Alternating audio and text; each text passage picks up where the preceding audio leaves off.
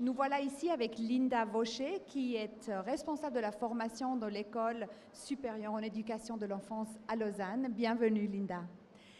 Linda, tu es toi-même éducatrice de l'enfance à la base. Maintenant, tu es responsable de la formation de ces éducateurs et éducatrices. Combien d'étudiants avez-vous dans votre école? Actuellement, nous en formons 250. Et donc, ces étudiants passent une formation qui dure combien de temps? Alors, la formation en plein temps dure 3 ans pour ceux qui n'ont pas un CFC d'assistant socio-éducatif. Donc, c'est une formation qui dure 3 ans. On peut aussi la faire en 2 ans, n'est-ce pas? On peut la faire en 2 ans pour autant qu'on ait terminé son CFC d'assistant socio-éducatif. Et puis, c'est une formation qui est raccourcie, donc elle dure en moyenne 3600 heures. Oui, ça sonne. On a l'impression que c'est beaucoup. Est-ce que c'est dur? Il y a beaucoup de travail à faire, beaucoup d'études. Alors, pour les étudiants qui ont déjà un bagage d'assistant socio-éducatif, il s'agit d'approfondir des connaissances et d'en acquérir des nouvelles. Donc, ils sont déjà habitués à cette matière, à ce contexte, à ce domaine. Mais par contre, ça devient un petit peu plus compliqué pour ceux qui n'ont pas de connaissances préalables parce que c'est des connaissances à acquérir sur un métier qu'ils ne connaissent pas. Alors en termes de travail, de quantité de travail, il faut dire que c'est une formation à plein temps, donc c'est du 100%. Et c'est une alternance entre des moments à l'école et des moments dans des institutions formatrices. Et c'est dans ces institutions qu'ils vont découvrir la réalité d'un travail quotidien avec des enfants, mais aussi avec des adultes, puisqu'on travaille en équipe. Donc, ils font des stages pendant la formation, mais ils ont aussi dû déjà faire des stages auparavant. C'est un prérequis pour pouvoir faire cette formation.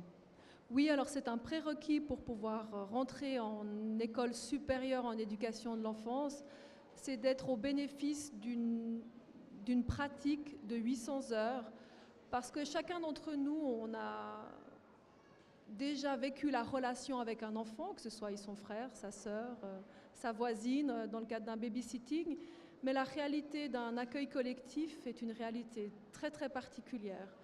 C'est un accueil d'un enfant dans un groupe d'enfants. Un éducateur peut être amené à accueillir 12 écoliers, 10 enfants de 2 ans et demi à 4 ans. Et c'est une autre réalité que de développer une relation individuelle avec un enfant.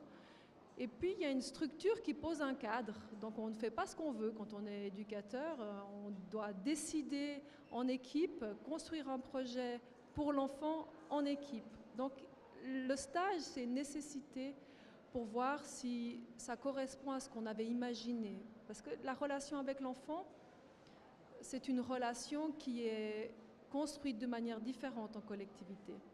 Oui, tu viens de le dire, donc la réalité est parfois différente du rêve. Quand on entend, voilà, éducatrice ou éducateur de l'enfance, on se voit un peu en babysitter, on aime bien les enfants, on aime bien l'idée de pouvoir travailler dans une crèche, mais voilà, la réalité est différente. Donc tu viens d'énumérer ce qu'il faut avoir fait comme école, mais que faut-il amener comme personne pour être vraiment bien dans ce travail? Alors c'est vrai que la motivation de départ, c'est être à l'aise avec des enfants. Je dis bien à l'aise et non pas l'amour des enfants, parce que c'est cette aisance dans la relation, de pouvoir être avec l'enfant sans faire à sa place. Et puis il y a une autre aptitude qu'on doit avoir, c'est l'esprit de collaboration. Et c'est là où des jeunes candidats se heurtent avec leur idéal, puisqu'ils se rendent compte qu'ils ne peuvent pas être en relation avec l'enfant sans au préalable avoir discuté en équipe, construit le projet autour de l'enfant, et travailler en équipe, ce n'est pas toujours simple. Donc il faut avoir l'esprit de collaboration avec des adultes, et ça c'est une confrontation avec la réalité qui est difficile, parce que les jeunes qui viennent pour faire ce métier, ils viennent pour travailler qu'avec des enfants. Et la plupart de notre temps est avec les enfants, mais une grande partie est avec des adultes, donc des éducateurs, des directions, mais aussi des parents. Puisque les parents sont notre clientèle, les parents nous confient leur bien le plus précieux, donc on est on a le devoir de développer une relation de confiance avec les parents.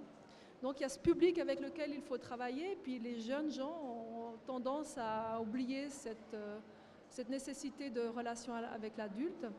Et puis une autre chose, c'est qu'il faut avoir un esprit d'initiative. On ne peut pas arriver avec un projet tout fait pour un enfant.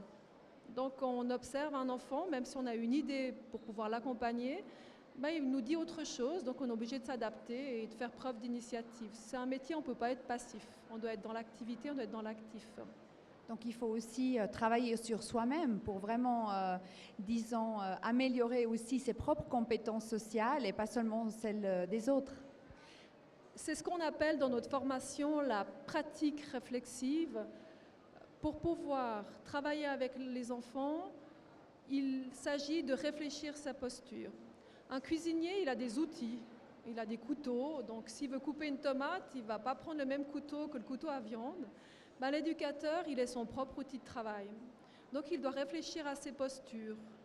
Quand il demande quelque chose à un enfant, si je prends l'exemple d'une bouteille, si je prends la bouteille puis je lui donne la bouteille avec le bouchon, puis je dis mais maintenant revisse-le, il a 3 ans. Pour nous, ce geste, il est automatique. On a compris que pour fermer, il fallait poser à l'horizontale, tourner, relever, retourner. Quand je demande ça à un enfant, j'ai plusieurs moyens de le faire. Je prends sa main, je l'accompagne, je fais avec lui. Je lui montre avant, je le laisse faire. Ou alors, je lui donne, puis je le laisse expérimenter. Il réussit ou il échoue. Donc il s'agit pour moi de réfléchir à ma meilleure posture par rapport à cet enfant dans son niveau de compétence.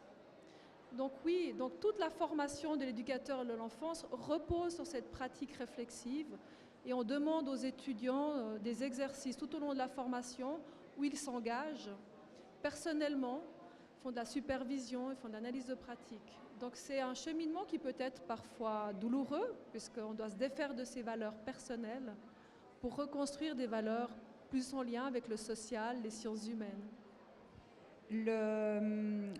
Le métier d'éducateur et d'éducatrice de l'enfance est très, disons, on l'aime bien l'idée de travailler avec les enfants et même si on correspond à ces critères que tu viens d'énumérer, l'accès est difficile. On l'entend toujours, oui, j'aimerais bien travailler dans une crèche, j'aimerais bien devenir éducatrice ou éducateur, mais je ne trouve pas de place de stage. Comment vous affrontez ce problème chez vous? Alors, moi, je connais la réalité plutôt cantonale vaudoise, où on a un partenariat avec beaucoup d'institutions, des garderies, des centres de vie enfantine. Et le simple fait d'avoir fait les tests d'admission dans notre école est un sésame pour pouvoir trouver un stage. Pour entrer dans la formation, il faut avoir fait au préalable un stage de 800 heures. Et il est plus facile de trouver son stage une fois qu'on a passé les tests chez nous. On travaille avec plus d'une centaine d'institutions, donc on a un partenariat suivi de long terme.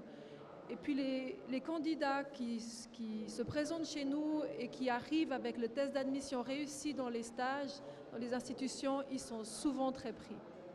Donc toi, tu as toi-même fait ce parcours, tu as été éducatrice de l'enfance, tu as toi-même fait ces études. Maintenant, tu es responsable de la formation de ces éducateurs et éducatrices. Quel parcours as-tu fait entre-temps? Comment est-ce qu'on devient après responsable de la formation? Alors, je suis responsable de formation depuis 4 ans. Et 4 ans, c'est l'année... 4 ans au préalable, c'est le moment où j'ai terminé mes études de sociologie. Le métier d'éducatrice de l'enfance, c'est un métier qui s'exerce à temps partiel la plupart du temps, donc qui permet de faire des études universitaires en parallèle. Donc j'ai fait un parcours en sciences sociales, j'ai fait un bachelor et après j'ai fait un master. Et j'ai fait un master en études genre et ça m'a prédisposée en quelque sorte à pouvoir ensuite enseigner auprès d'éducateurs. En reprenant justement de gens, donc voilà, il y a aussi des garçons qui veulent devenir éducateurs de l'enfance. Combien d'hommes avez-vous dans votre école? Donc vous avez 250 élèves. Combien en sont des hommes ou des jeunes hommes? Je pense qu'actuellement, on en a un petit peu moins de 10%. En moyenne, ça représente à peu près un étudiant par classe. Alors il y a des classes où il y a plus d'hommes et ces classes, ce sont les classes de personnes un peu plus âgées qui ont trouvé un employeur qui accepte qu'ils se forment à l'école 2 jours par semaine et les 3 autres jours, ils travaillent en tant qu'éducateurs en formation. Donc ces voies de formation, en moyenne, ont entre 1 et 3 éducateurs en formation, mais ça reste un métier qui est majoritairement féminin. Et donc, à tous ceux qui aspirent à cette formation, à ce métier, qu'est-ce que tu leur dis ou tu leur dirais? Devenez éducateur, devenez éducatrice de l'enfance, parce que... Alors, j'avais dit tout à l'heure qu'être à l'aise avec les enfants, c'est la motivation de départ. Et être à l'aise, c'est parce qu'aussi on apprécie la relation avec l'enfant, on apprécie ses échanges. Et moi, quand j'ai terminé ce travail avec les enfants, du jour au lendemain, j'ai changé d'éducatrice à responsable de formation, je me suis rendu compte que je riais moins dans la profession que j'exerce aujourd'hui. Et puis je me suis dit, mais ce métier, c'est un métier magnifique. C'est un métier où on reçoit beaucoup, on donne beaucoup. C'est un métier où la relation avec l'enfant apporte des sourires quotidiens. Puis c'est là, en fait, je me suis souvenu que c'est ce que j'avais aimé au départ, c'est cette première intuition, cette impulsion, c'est le bonheur d'être avec des enfants. C'est rigoler tous les jours, c'est s'émerveiller devant leur découverte. Et puis pour anecdote, je voulais vous raconter une situation que j'avais vécue, et c'est des situations que je vis très régulièrement avec les enfants.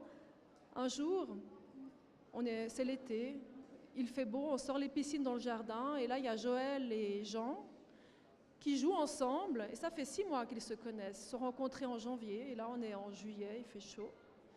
Joël enlève son t-shirt, Jean le regarde et lui dit tout d'un coup, « Mais Joël, tu es noir, tu es tout noir !»